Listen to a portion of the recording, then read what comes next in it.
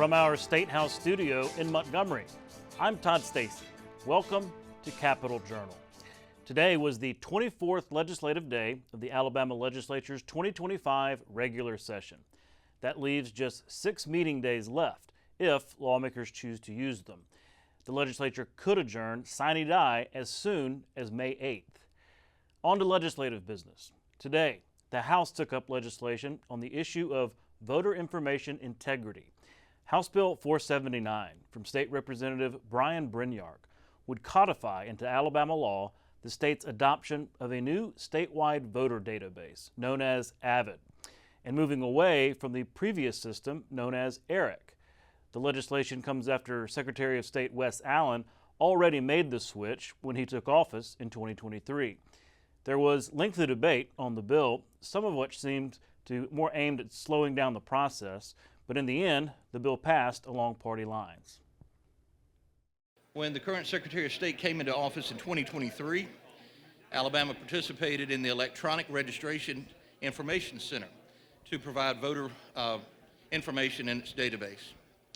The purpose is to identify voters whose addresses have changed so that we can have accurate voting rolls. This bill removes ERIC as the database that we use. I was looking at how the driver's license would be able, if a person changed their driver's license or non-driver's license address, that could be used to detect people voting change, even if they came from state to state. My concern and the problems I've had in my district is people from county to county voting in one county, then coming to Jefferson County and voting it. And I've observed it mostly during national elections in areas of Birmingham that used to be predominantly white. The Senate today took up legislation regarding religious instruction for public school students.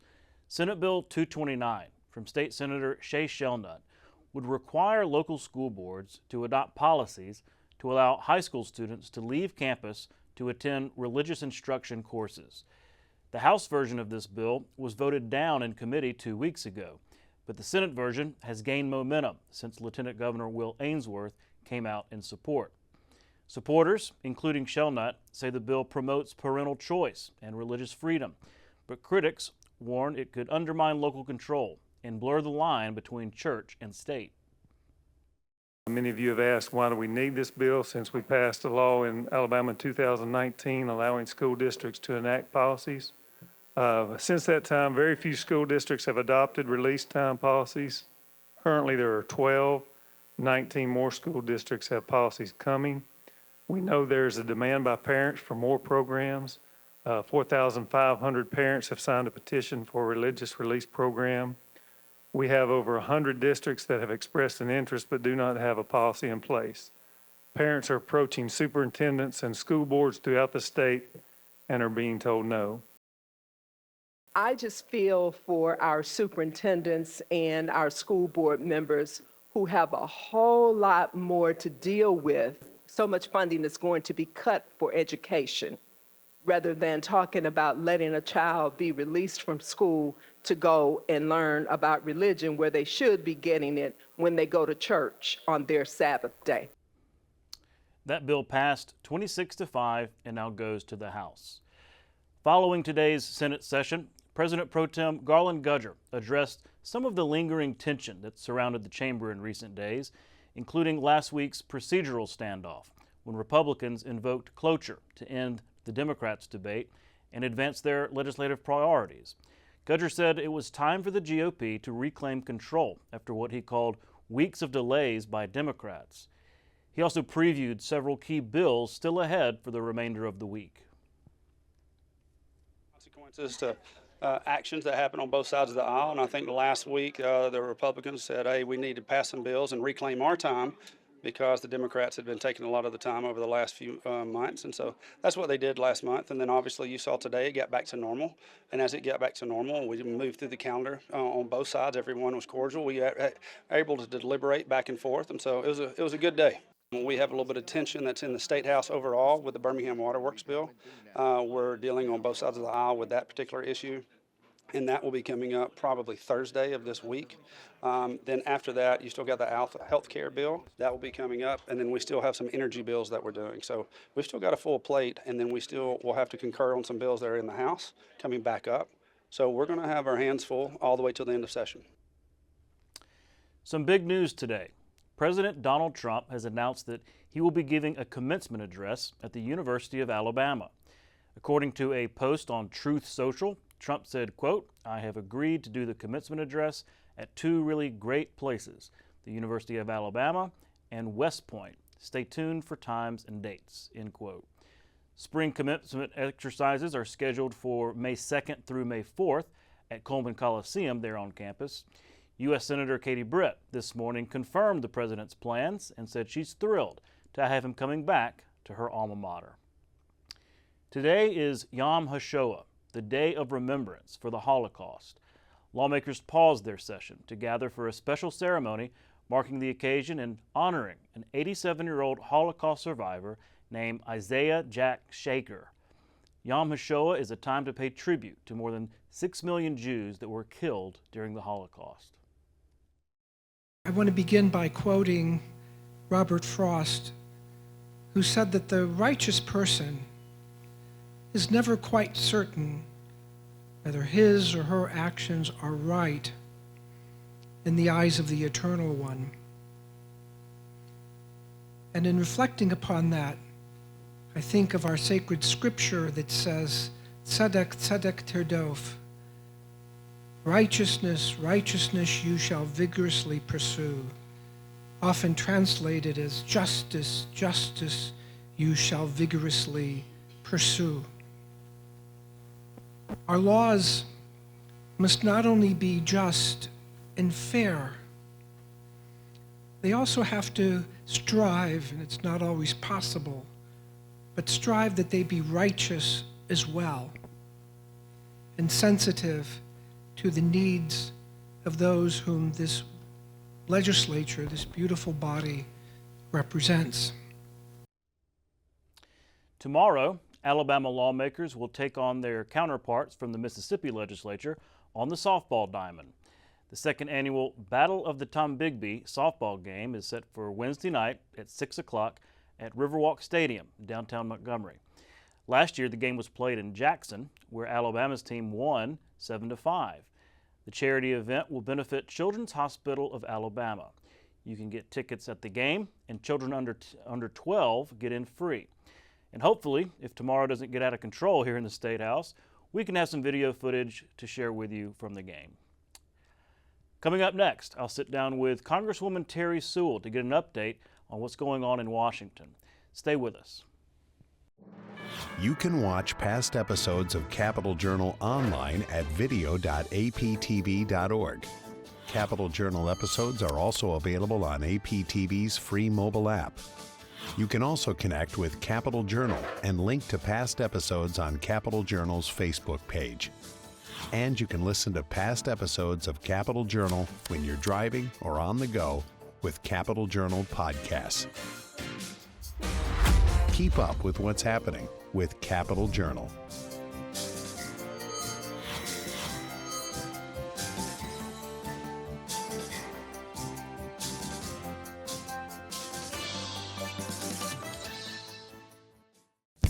Alabama Public Television is your place for quality educational services. Free professional development for educators and child care providers. Access to free curriculum-aligned videos, lesson plans, and instructional resources with PBS Learning Media. And all the PBS Kids programs parents know and trust. Learn something new every day with Alabama Public Television. Visit us at aptv.org/education to learn more. From its establishment in 1969 by the Muscle Shoals Rhythm Section, also known as the Swampers, until the mid-1980s, the Muscle Shoals Sound Studios in Sheffield, Colbert County was one of the most sought-after recording studios in the nation. Muscle Shoals played a prominent role in American popular music, both as a production facility and as a stylistic embodiment of Southern regional music. The studio also held a unique place in the narrative of soul music in the early 1970s. From the Rolling Stones to Aretha Franklin, performers who recorded at the studio Studio represents some of the most notable and popular recording artists of the time. The remarkable consistency of the music created by the Swampers is a testament to the synergy of the players and their dedication to the art of recording. The studio's legacy, which is internationally recognized, testifies to music's ability to bring people together. Muscle Shoals Sound Studio was placed on the National Register of Historic Places on June 2, 2006. Welcome back to Capitol Journal. Joining me next is Congresswoman Terri Sewell, representing Alabama's 7th District. Congresswoman, thanks so much for coming on the show. Thanks so much. It's great to be here, Todd. Well, you're here in the State House today. Yeah. A meeting with lawmakers and everything. I was curious, what is your message to them? What are you here to talk about?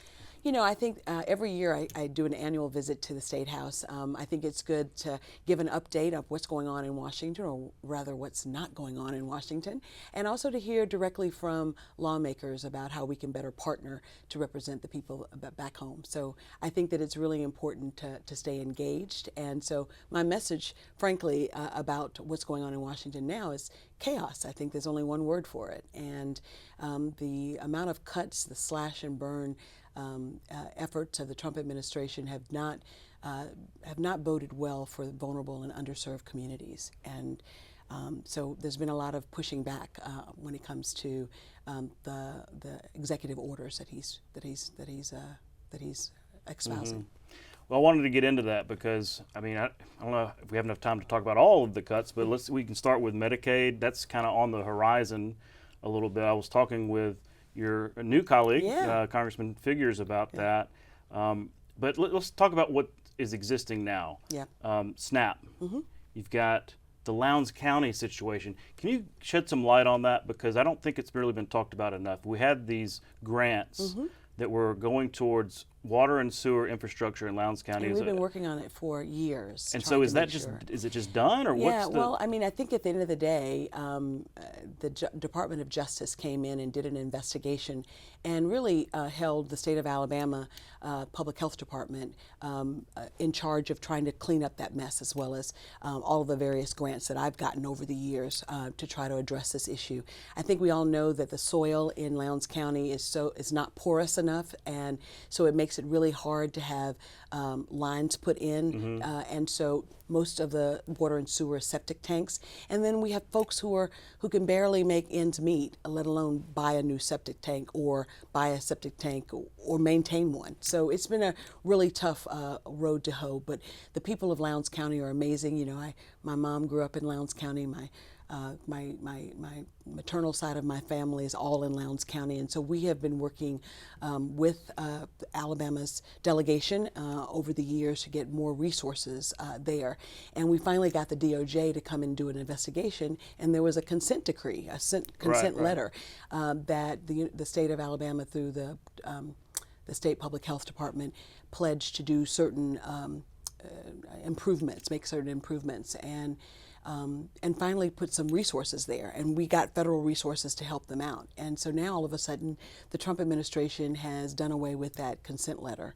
It's no longer an agreement. And it is my hope, I've spoken to Scott Harris and others at the Alabama Public Health Department, that Alabama will step up and do its part. I mean, this is, at the end of the day, this is about human right, not about DEI.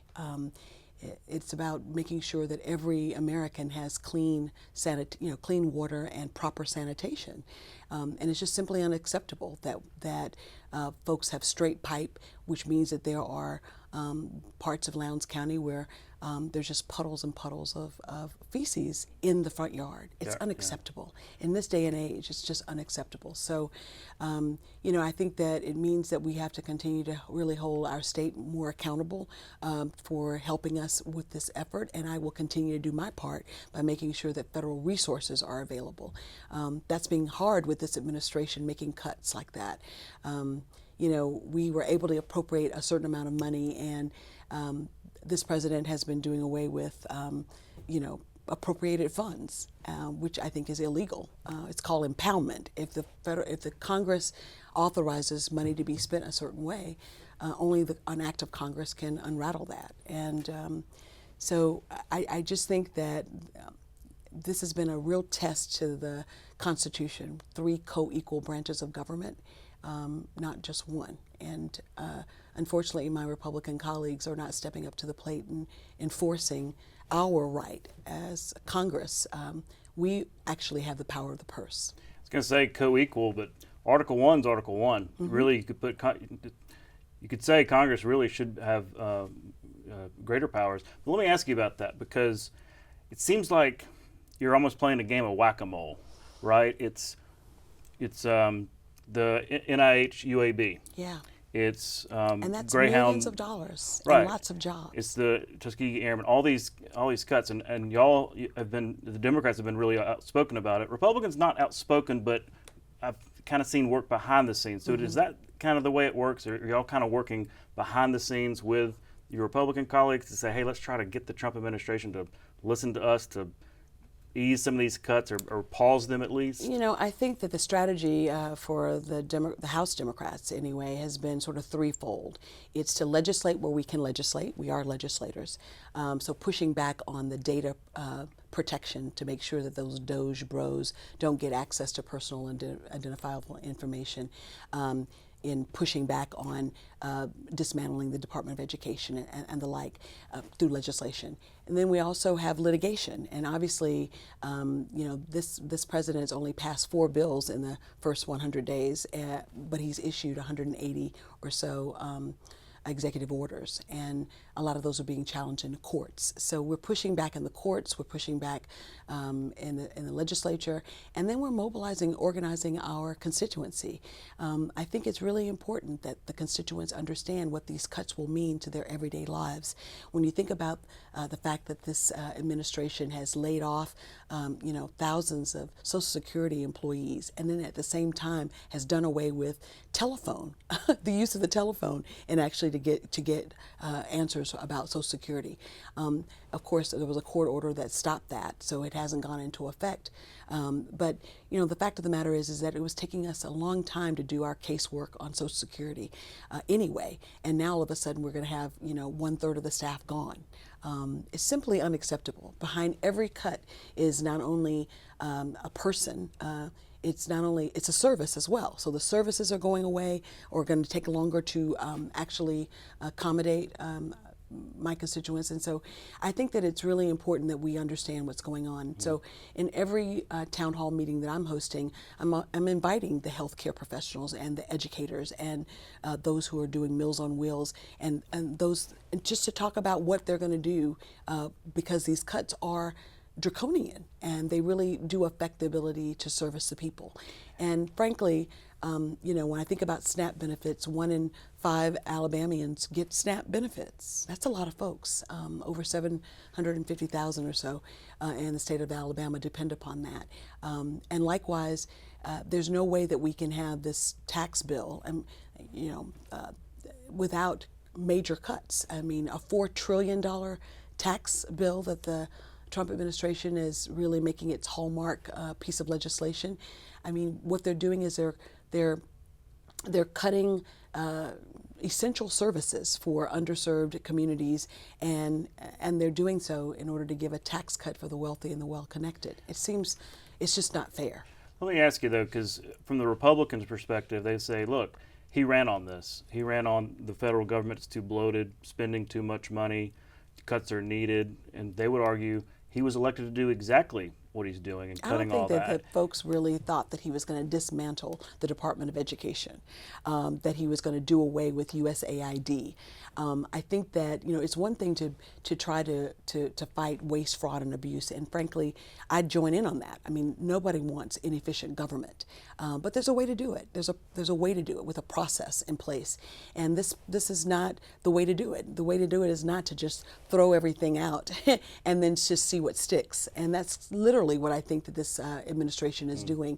The Clinton administration tackled waste, fraud, and abuse, and they reviewed everything for 6 months, and they literally made every agency justify its existence. That makes sense. You can see what people are doing and where we can make those cuts. But to just summarily dismiss whole parts of government is not only disruptive but it is actually un-American, I think, because there are so many programs that were so vitally needed that are now being cut.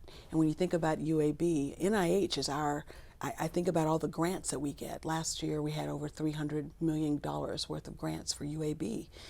This is That research. the research, Cancer yes, research, cancer research and important research on health disparities. And now all of a sudden health disparities is considered DEI. Since when does everything that has, that deals with diverse populations unacceptable? I mean, we're a part of the American fabric, and I think that this is a population that obviously that still needs to be served by an American president.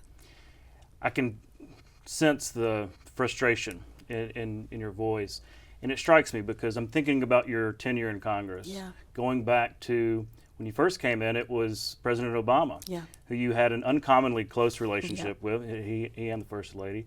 You had an uncommonly close relationship with Joe Biden.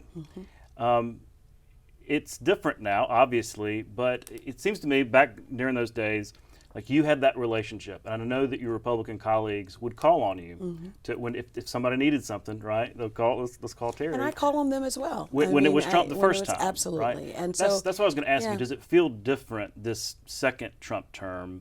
Does that relationship feel any different? Well, I think that the relationship is there. Our delegation has worked well together. I think you know that I really stepped up when the Biden administration took Space Command away from Huntsville.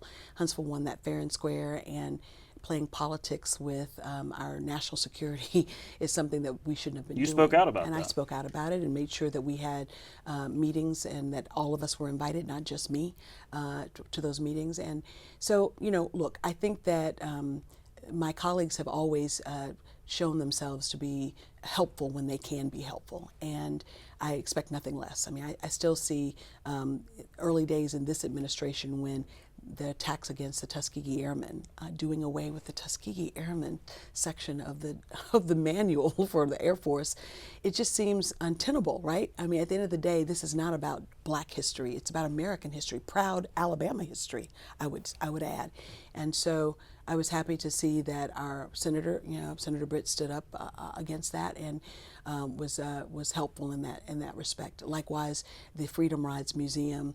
I mean, on the day, the actual 60th anniversary of the Voting Rights Act, they come out with GSA's list of 500 properties that they have to sell, and one of them is the Greyhound bus station here in Montgomery, which houses the Freedom Rides Museum. We spoke out about that. I was honored to have Shamari as my partner in that effort, as well as, frankly, the Alabama delegation, because once again, this is not just about Black history; it's really about American history and Alabama history. Yeah. Well, let me ask you about Congressman Figures. He was on the show just the other day. He was kind of marking his first 100 days in Congress. From your perspective, how's that been going? It's been great to have a partner, a Democratic partner in Congress. I've been the lone Democrat for the last 15 years. And while our delegation has worked well together, the reality is that when African Americans make up 28% of the voting population in a state, and there's 7 representatives and there's only 1 representative that they can elect, that's not fair. And so this is about making a balanced and a fairer representation in Congress, and he's doing a great job so far. I look forward to continuing to work with my colleagues across the aisle as well. I often tell my staff that no matter who's in the White House, our job stays the same. Our job is to help to provide better resources and better opportunities and more resources for the amazing people in Alabama's 7th Congressional District. And we can't do that alone. We're one vote. And so working across the aisle has been imperative. And I don't have to come to the front of the White House as long as, Katie and Dale and Mike Rogers and Robert Adeholt are carrying some water for me as well. A great tradition of working together in the Alabama delegation. And when you said Tuskegee, it just reminded me of all the work that went in to getting the F-35, and now to see them flying in Montgomery, Isn't that those amazing? red tails. Absolutely. It's tremendous. It's phenomenal. Yeah, and that wouldn't have happened had Martha Roby and I had not worked together. And so I think the secret sauce for our state is the fact that despite our differences, we come together when it affects the state of Alabama and our economy. And that's a good tradition that I know will continue, and I know that Shamari will be a great added addition to that tradition. Absolutely. Thank you so much for your time, and we'll see you again soon. Sounds great. We'll be right back. You can watch past episodes of Capital Journal online anytime at Alabama Public Television's website, aptv.org. Click on the Online Video tab on the main page. You can also connect with Capital Journal and link to past episodes on Capital Journal's Facebook page. The Heisman Memorial Trophy is the oldest, most prestigious award in college football, and state teams have produced 5 winners. For the Alabama Crimson Tide, running backs Mark Ingram and Derrick Henry won the Heismans in 2009 and 2015, respectively. For the Auburn Tigers, quarterbacks Pat Sullivan and Cam Newton won the trophies in 1971 and 2010, while Bo Jackson was the winner in 1985. That's our show for tonight. Thanks for watching. We'll be back tomorrow night with more coverage of the Alabama Legislature here on APT. For our Capital Journal team, I'm Todd Stacy. We'll see you next time.